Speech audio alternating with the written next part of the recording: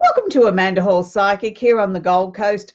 And this beautiful, crisp winter's morning here on the Gold Coast is really starting to get quite cold here now of a early morning of a Wednesday morning. I hope you've had an absolutely fantastic week wherever you are in this planet of ours. It's certainly been a big week around the world. You know, many people have had lots of things to sort of contend with, and politics seems like it's going out of control yet again, no matter where you live in the world. But in the US of A, they had Memorial Day over the last couple of days, and it's a time of the year where I think we can all, as a globe, stop and remember the people that have given their lives to make our world a better place. So let's get down to business. My name is Amanda Hall Psychic. I'm here on the Gold Coast in Australia, and I've been in the psychic industry for well over 40 years. I've been inducted into the Psychic Hall of Fame here and won a number of awards over the years for my dedication to the industry. And this week we're going to be talking about the new moon in Gemini. So for those of you that are new to the show, let's get some T's and C's out of the road. I don't give away free or complimentary readings in this segment. This is purely a teaching segment where I like to share with everybody a little bit of knowledge that I've amassed over the last 40 years. I'm a psychic, a clairvoyant, and an astrologer and a tarot expert. But this week we're going to be working with some soy candles, and we're going to be working with the new moon on an astrological level and why and how it affects each and every one of us and all of our star signs. Now, I don't give shout outs during the thing, but I do love to know where you're from. So please leave your name in the comments box and where you're from and how the weather is. And if you have a question about the topic that we're talking about in this week's workshop, I'm happy to answer that for you. But I will not answer any other questions outside of the topic at hand. And this week it's the new moon in Gemini. And the reasons for this is that you can appreciate my time is precious like yours is, and I do get very busy, and I have lots of people making requests during the week with personal messages and things like that, and I try and endeavour to get back to people and answer their questions, but I never give away complimentary readings unless I choose to do so. So please don't ask, because you might be offended when I say no, that there is a cost involved for a reading. The only way that I give away complimentary readings this day and age is I have a previous show on A1R Psychic Radio out of the US of A just prior to this show. So if you want to look that up, it's A1R Psychic Radio on Moonstruck TV, and I do a show out of the US. I've been doing that for a couple of years now, where I do give away a couple of complimentary readings as part of the show format.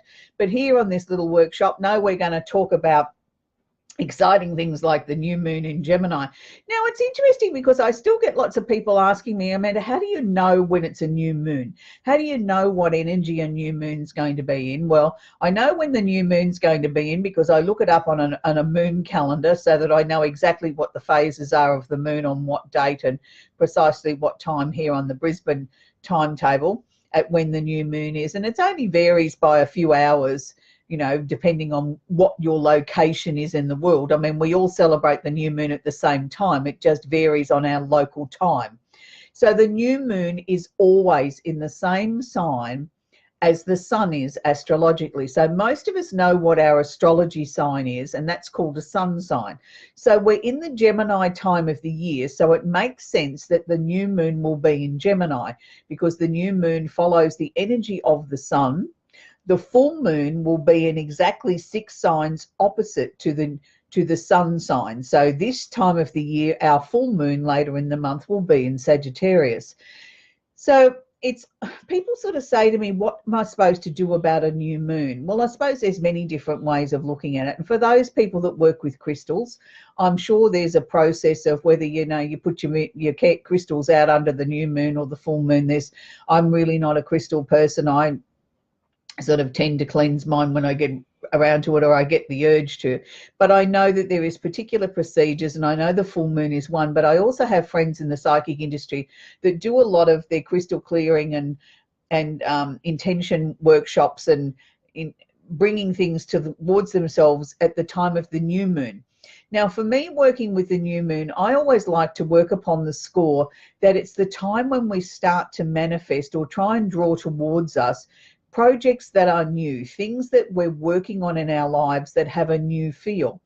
Now, new doesn't always have to be, oh, good, I'm going to write down and say I want to win lots of money, or I want a brand new car, or I want a new house, or I want a new this. Sometimes new things can be as simple as I'd like a new direction in my life. I'd like to have new peace in my life, like I'd like to find ways of bringing peaceful situations or bringing things to a close. There's many new situations or opportunities that we can be trying to draw upon. Now, why would we be so obsessed with doing this, and how would we tie it into the Gemini energy? So anything that's sort of new, we start a list. And I like to work with things in a minimum of 3. It's just something I've always done. There's no magical reason for it. You might want to have 7 things on your list. You might want to have 12 things or 2 things or 6 things. It's just, I always sort of try and work with 3, because I look upon the score that each month when I go to write my new moon list the next month, I try and look at, have I achieved what I set aside for the previous month? Did anything on that list, can I cross it off? Do I start with 3 brand new things this month, or am I still working on the same 3 things that I was working on last month? So it's always a time of a little bit of a reflection there when I start to look at what I'm going to put on my list.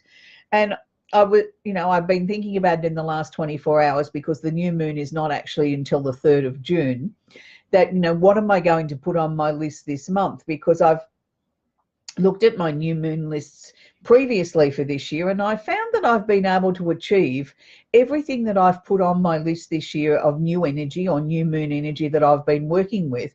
And this month I've got to come up with 3 brand new things, because things have moved so quickly, because I suppose I've been so focused on making changes in my life and bringing my life into a new direction of balance.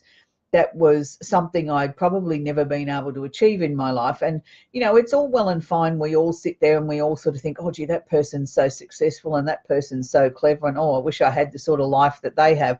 But when you delve further under the covers, you will always find that there's always something in that person's life that's not considered perfect, or something that they're not comfortable with, or something that they would like to sort of change, or whatever. Everybody has something in their lives that can derail them or not make them quite as happy as they could be. Nobody has, quote, a perfect life. Everybody has something going on in their lives that they are currently working on. And it's been such a very heavy year I suppose, particularly the last couple of years more so. Astrologically, I think we're all more aware of the energy shifts and the longer range planets that are really sort of biting in and making a big impact on our lives. I've got somebody tickling my nose with a feather this morning. I wish they'd go away and stop doing it. From spirit, but that's just their little game that they like to play. But it's been such, as I was getting back on point, it's been such a very different time astrologically, where I think we're all so much more aware of the slower moving planets that are making such very dynamic sort of angles, and they're asking each and every one of us to change, and they're asking each and every one of us to sort of really delve underneath our own covers and have a good long hard look at ourselves and look at the things that we may be not happy with, looking at things of sort of making or bringing about changes into our lives. And for each and every person, it's been a very, very individual or a very different change. But I know a lot of it's been confronting too, and I've had a lot of people sort of during the course of readings and things like that, and messaging me and things like that and saying, Amanda, I just don't understand. I thought I was on the right path. I'd been working diligently to be towards XYZ, and then all of a sudden it was right within my grasp, and all of a sudden I didn't want it anymore, or it no longer seemed important, or I felt that that had become obsolete and I needed to get on a new path. Why is this so, when I've worked so diligently towards this particular goal, or to bring this particular thing into my life over the last 2, 3, 5, 10 years, whatever the case may be, and now all of a sudden I don't want it anymore? And that's because we have such intense planetary configurations going on that are affecting each and every one of us. And I've been talking about now for the last few years in particular, Pluto and Capricorn, been there for a very long time now, since the global financial crisis, still going to be there till 2022. But Pluto's role's has been to completely transform the way that we look at the world. Now, whether you take that on a world stage or whether you take that on a personal level, each and every one of us have been asked to make a change. For some people, it's been a very, very difficult time, and a time where they've really had to look at their personal finances and sort of work out what's important to them, what they no longer need. Some people have sort of found that other people have become very superficial. People that they've known for a long time, all of a sudden they've got nothing in common with them because they're so money driven, and them themselves are sort of more looking inwardly and looking at what, you know, makes them tick and where they want their life to go. So it's been some very, very sort of hard lessons, and for a number of people it's been massive shifts in money and way money's structured. Some people have had amazing jobs and amazing lifestyles, and all of a sudden, with a stroke of a pen, things have changed, and they've had to regroup and reorganize and learn to live on a lot less money and look at the things that are more important to them than the financial structure of life, you know, or getting that latest car or having the latest outfit. So there's been a lot of transformational shifts in many ways, and a lot of people have sort of found that their life seemed very hollow or very empty. You know, they finally achieved that big house or that amazing car that they always wanted, to get it and say, is that it? I thought I'd feel different. I thought I'd feel something else. So there's been a lot of stuff going on. And that's just on a very broad basis. But for individual people, people that are learning to start to listen to their inner voice more and starting to try and work within what feels right and opening themselves up psychically, have found that that's been a challenge in itself too, because the more they open themselves up, the more confused or the more uncertain that they've become. And sort of it's like, well, I can't shut the door on this now, I'm here. But it's like, I've never felt so lost. I've never felt as if I'm running by the seat of my pants so much. And I'm sure that's scary for a lot of people. But then there's been other people that have reorganized their lives and looked at things that are more important and said, okay, well, it's time I've got to chop a few things out of my life and start to slow down and start to look at the important things in my life. So coming back to the topic at hand, the new moon in Gemini, it's one of those times of the year where I think we do a lot of questioning, because the Gemini energy is about bang, bang, bang, bang, bang. It's lots of ideas coming thick and fast, and it sort of seems very changeable. And it seems like snap of the fingers, we're going this way and that way and every other way. And it's like, I just want to stand still for a second. But at the same time, what it's doing is it's taking these ideas through our mind like a slideshow and saying this, and oh, hang on, we'll pull up on this one. This one looks like a good idea. Let's pull this down and let's have a look at this in a little bit more detail. So it's showing us the new possibilities that can be there. It's not saying each and every one of these things that it flicks through our mind like a slideshow is necessarily for us, but it's like we're going to pull up on something that really takes our fancy. So it's giving us new ideas. It's giving us the opportunity to break down some of these barriers of the things that I've been talking about previously in this workshop, where we've all gone through these heavy patches of trying to sort out who we are and where we're going and why this is happening and why am I not satisfied anymore and why did I want to take a completely different direction to the path that I've been on for a long time.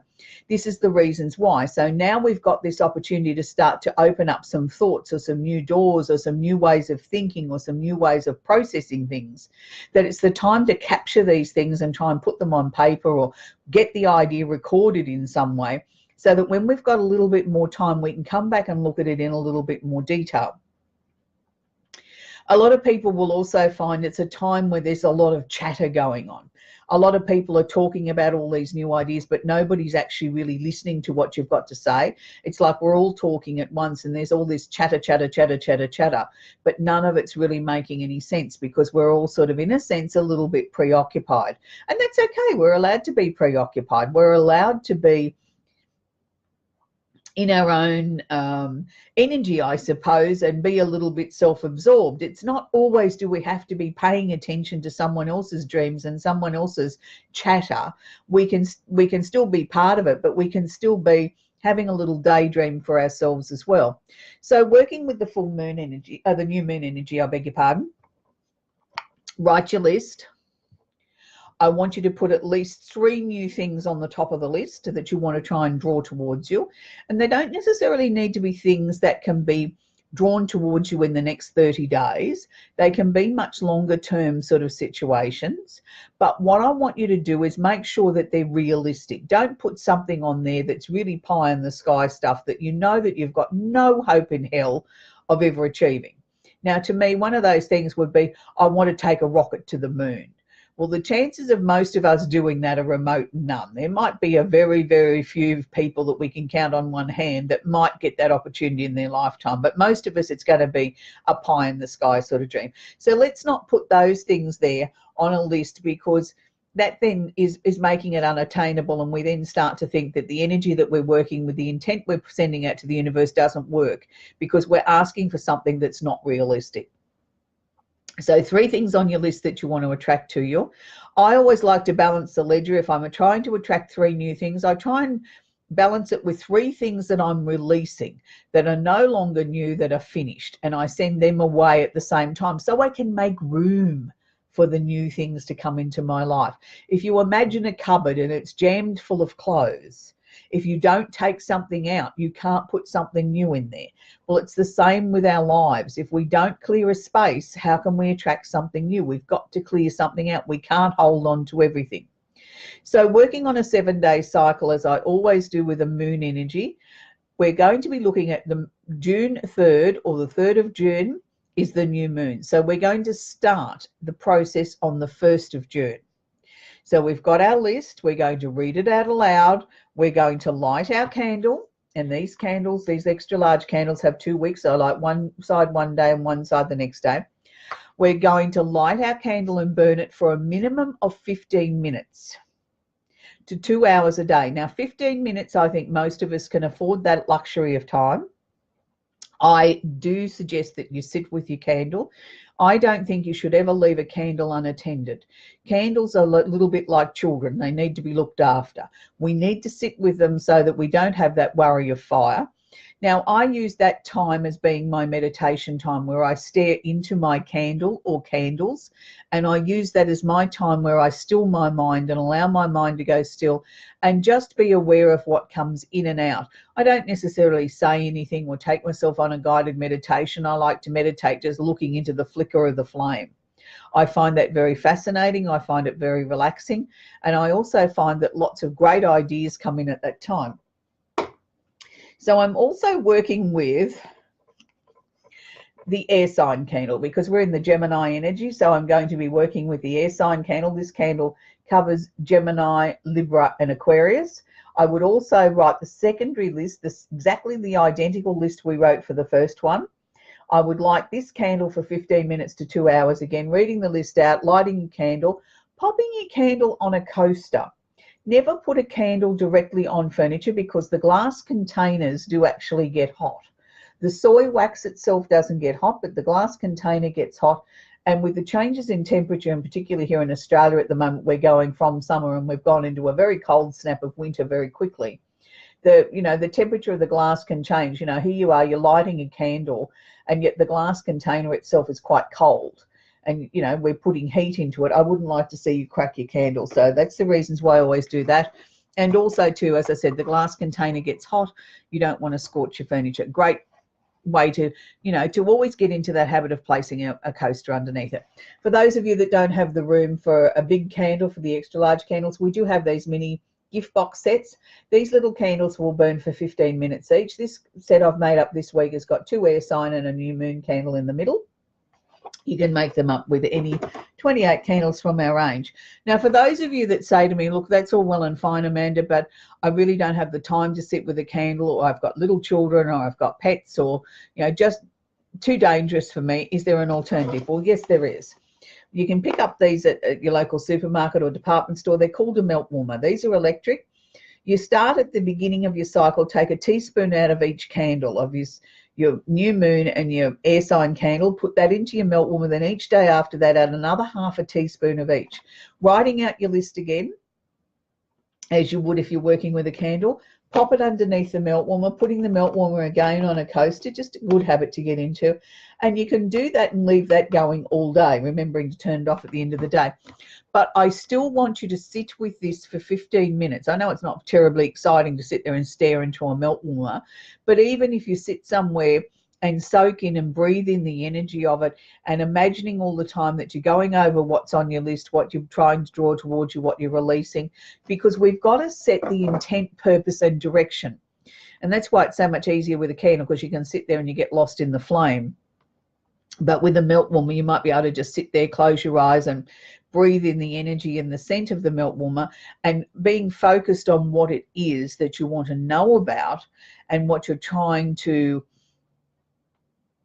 bring towards you in your life with the new moon. So don't forget, the new moon, 3rd of June, it's going to be a very great time when we can get lots of amazing new ideas, but also be aware that maybe people might be a little bit preoccupied, really not listening, not the perfect time to have the deep and meaningful conversation about your relationship, because the other person might have a very short attention span and sort of not really listening to what you've got to say and pick up every 4th word, and that could cause a little bit of a disagreement. That's not the right time to have those sort of deep and meaningful conversations. But if you've got changes in your life and you're looking to bring about changes, just be aware the energy has slowed down a little bit. It's, even though we've got the ideas coming in, it's not necessarily the time to act. So on next week's workshop, we'll be talking about the sun in Gemini. So that doesn't necessarily mean only Geminis tune in. The sun in Gemini affects each and every one of us, of all the 12 star signs, but it's just interesting to know how we need to function during that Gemini time of the year. So until next week, bye for now.